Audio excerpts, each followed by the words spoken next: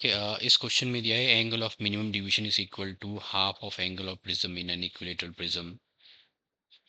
So let this be the equilateral prism. अगर ये equilateral prism है तो एंगल ऑफ प्रिज्म, ये जो अपेक्स एंगल है इसे हम बोलते हैं एंगल ऑफ प्रिज्म। ये आपको दे रखा है 60 degree. Late this be the incident ray. अगर इसमें हम बनाए मिनिमम डिविएशन कंडीशन को देखते हैं, what is minimum deviation condition. तो मिनिमम डिविएशन कंडीशन में ये इंसिडेंट रे है अगर, और ये अगर हम यहाँ पे नॉर्मल बनाए, let these blue lines with the normals normal to the surfaces of the prism, refracting surfaces of the prism. This is angle of incidence, this will be the angle of emergence. ये refracting angle है first surface का, ये incident angle है second surface का। Okay, तो minimum deviation condition में क्या होता है, अगर इसको मैं आगे प्रोड्यूस कर दूं इंसिडेंट रे को, if I produce it forward and the emergent रे को अगर मैं बैकवर्ड प्रोड्यूस करूं, तो इनके पॉइंट ऑफ इंटरसेक्शन पे जो एंगल बनेगा,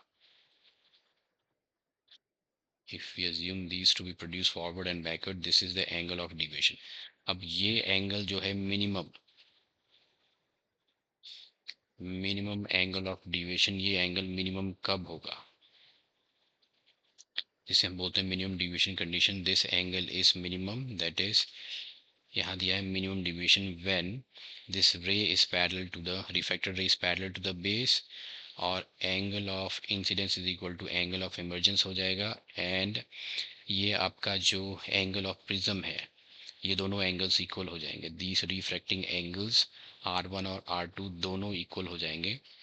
this R1 is equal to R2 is equal to हो जाएगा A/2। ये है आपकी मिनिमम डिविएशन कंडीशन। तो इसका इतना ज़्यादा यूज़ नहीं है यहाँ पे, सिर्फ आपको ये दे रखा है जो एंगल ऑफ मिनिमम डिविएशन है that is half of the angle of prism. Angle of prism आपका 60 डिग्री है, तो ये एंगल ऑफ मिनिमम डिविएशन आपका आ गया 30 डिग्री। ओके, तो मुझे फाइंड आउट करना है यहाँ पे रिफ्रैक्टिव इंडेक्स।